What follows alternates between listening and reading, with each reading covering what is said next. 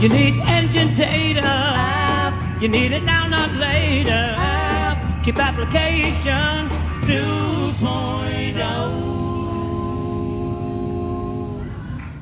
All right, you little butt touchers, we got another funky van tour. This young fella here, Jubal, is a motorcycle guy, an off-road motorcycle guy, and he has built an off-road motorcycle van. So this is interesting to me, not so much for the motorcycles, which I would immediately fall off of and hurt myself, but because it's just a proprietary application, and it's interesting how these things are done, and it may give you some ideas for you, and okay, let's look at it. So anyway, in short, we've got a black Pre-Pro, a 3500 extended, 300,000 miles, doing great. He's got roof rack action, which he claims to go up there, but I think that takes a amount of bravery that I don't have. And some Falcon wall peaks and so on and so forth, and all good. In very nice shape for the 300,000 miles, and he bought it new. But here's where you come, here's the money shot for you. So obviously he's hauling bikes. Now I would call this a garage setup, and you may have come across that term. What it means is that you reserve some of the area of your van build for either dirty stuff or outdoor stuff or tents or tools or, whatever, but generic storage, meaning anything can be in there. Now, there's probably a better term for this. I might even call that a loft, but this is very commonplace where you're going to put your bed about this high in the back of the van and your garage is underneath it.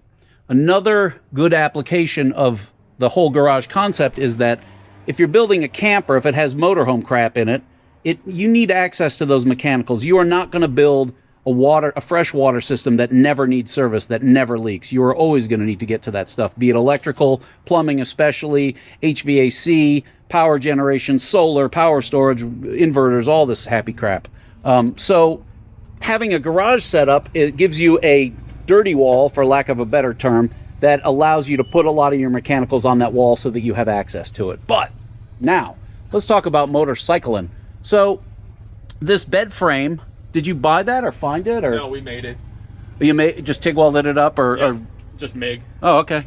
And I see it's you could tell if you were here, but it's through bolted into that into this bolster that stock for the van. So That's cool. Do you find yourself waking up in the middle of the night and slamming your head against the roof? No, never. No? Do you find the sweat from the sun pounding down on your being that high up in the van trying to sleep in the summer or all the hot air? I mean, that's why the fan is there, obviously. You feel it a little bit. I've got two fans. So the fan that's over the bed blows in, and then the fan that's over the front seat blows out. So you kind of get this nice vortex going. All right. So yeah, about 8 o'clock in the morning on a hot summer day, you start to feel that's what wakes you up before the alarm is. It gets a little warm. Nature's alarm system, the searing flesh on the top of your head. Yep. All right. Well, if you can sleep in that space, which I certainly could, that's great. And it's a plus in the wintertime because that's where all the hot air goeth. So I love this checkerboard floor here. I think that's the tits. So these motorcycle stands, which I assume are proprietary. That's what they're for. Yep. They're just through bolted into the floor. Yep. All right. Thing to know in terms of ProMaster content is that except for the spare tire, which lives around here, there is nothing in the floor that you can't drill a hole through. You're not going to hit a fuel line. All the electrical runs along the walls here, both for the rear door and anything else it might need. There's no brake lines. Well, there's brake lines, but you have to try pretty hard to cack one as you're through bolting things into or up from the floor, or however you want to do it. The floor, you could cut the floor out and drive around, no big deal. Thus, that works pretty well. Do you use a ramp? I do. Yeah, so the ramp, just bifold ramp, throw it in there. The cool thing with these bike shoes is you obviously take the motorcycle out, and then you twist these 4 thumb screws out, and they come out. Oh, okay. So you can use them in the pits or whatever? No, so my whole thought process, I had a old T1N Sprinter before this, and it was, the longest one, and I thought it was ridiculous that it was 14 feet long and you couldn't haul a sheet of plywood because I had built like a solid wall and a solid bed and a solid everything else. Gotcha. So with this one, I wanted to be able to take everything out. So the whole bed frame, the L brackets stay, but it's these 4 bolts. This unplugs because there's lights underneath, which is kind of cool. Oh, that is cool. So when it's dark, you can see what you're doing. But it all comes out. The bike shoes, they come out. Even the second row seat is on like quick disconnect, so you could, in theory, in about 30 minutes, have a completely empty cargo van again. I got you. That being said, in 11 years, I've never done it. But you could. But you could, and that's what counts.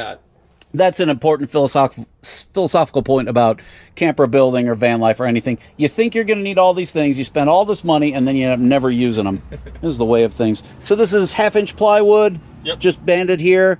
Very cool. I like that. Let's go look at the front end. Okay. At the side end. Oh, check out the back work lights. Ooh. Which is nice. That is nice. For when you're doing some late night mechanicking. Yes. Or just drinking beers by the rear door.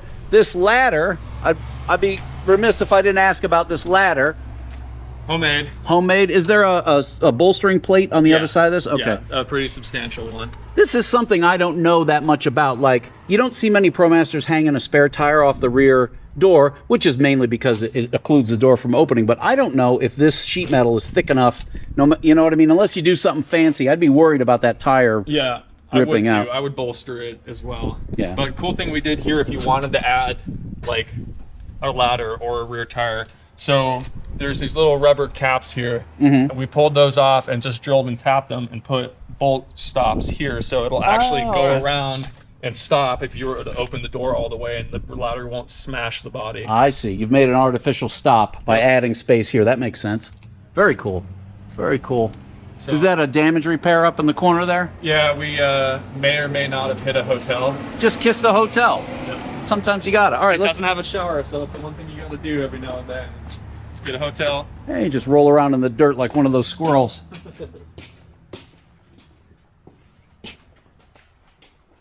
This is Sage. Sage is pretty photogenic, aren't she? Yeah. Cool. She's cool, girl. So this is a van seat or a no, it's a folding futon. Yep, shopforseats.com in California. I got it from them. But yeah, cool. It's got you got to pull the cooler out is the only bummer. Otherwise, there's this lever. You pull it, the whole thing folds out. It stops probably about here. It still will clear the bikes and everything in the back, just barely. I got you. So the only thing you have to unload is the cooler if you want to use the second row seat, which as a bed, which I very rarely do. I was going to ask, how often do you use that as a bed rather than the... I always sleep on top if I got a buddy. I got you. Yeah, but most of the time we just leave it and they just deal. Cool. This illustrates that through flow of air, which is important. If you're going to put in a ceiling fan, if you're going to forego artificial air conditioning, meaning engine not running air conditioning, yeah, through flow makes a hell of a lot of sense. And you can survive in this world. Our ancestors did it. Sage's ancestors did it. They never had air conditioning, did ya? Oh, you would make the best bath mat. Just saying. You know, you wouldn't mind. All right.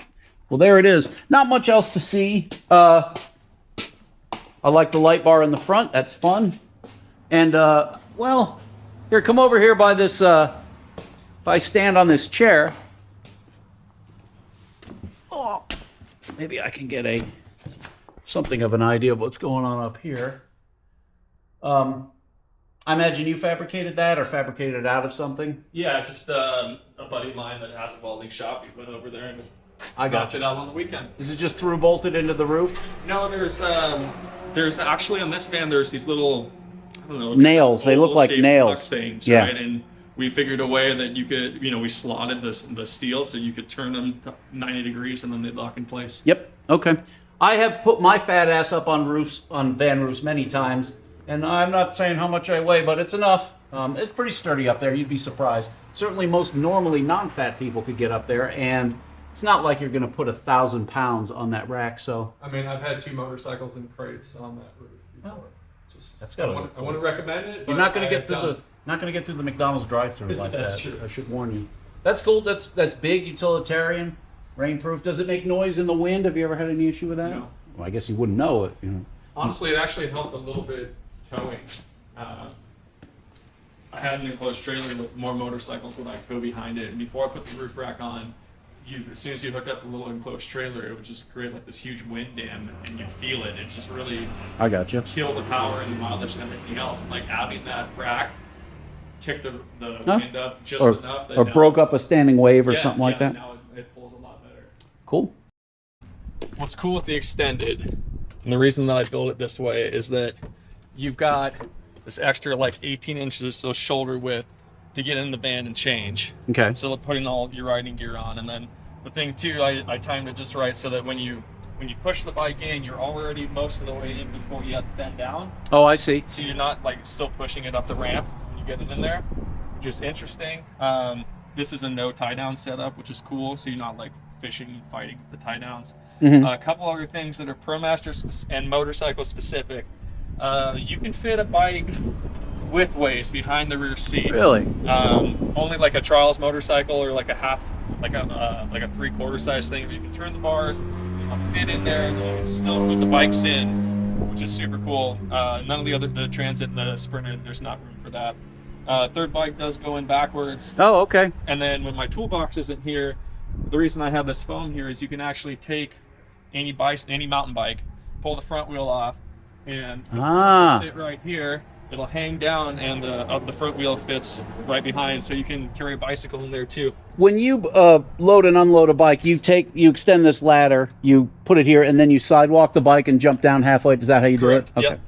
It's not like you're riding up that ramp. Right. All right. Right. Because that would be high comedy. Just a couple things that I thought was cool with, and especially with the extended, you can do this, which I mean makes all the difference in the world when it's pouring down rain and you're trying to change. You're not doing it underneath. And these ramps don't mate to the bumper in any way. They just kind of sit there. Or is there any? What do you mean? I'm sorry. Well, when you put the ramp down. Oh, it just lays there. Yeah, it's got flat part, so it just sits on there. Oh, all right. So it's just like that. Can't go wrong. Yeah. Have you ever fallen to your death of that? My buddy did once. Okay, good. Because when the bike's in backwards, it's, you could technically ride it out. And he went to do that one day. The motor was off, but coast down. Okay. And, there was before I had any of this done in the back. And one of the passengers had gotten hot, taken the sweatshirt off, just kind of tossed it in the back. Well, it landed in the rear wheel, and we didn't realize it until he was about halfway down the ramp. Oh! Yeah. It was a pretty epic crash. It's worth it for laughing. We laughed and laughed and laughed. As he didn't you think should. it was near as funny as it was. He'll get over it. Yeah. Fuck that guy. I hate that guy. No, I'm kidding. I don't even know that guy. All right, very cool. Well, that's what there is to see. All right, kids. Wasn't that fun? I thought so. Party on. Buy my app, you little bastards.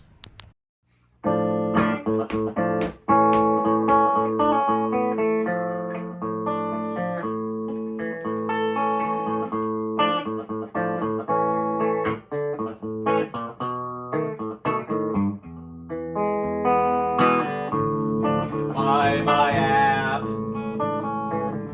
Promaster Phone App. Custom Promaster Phone App.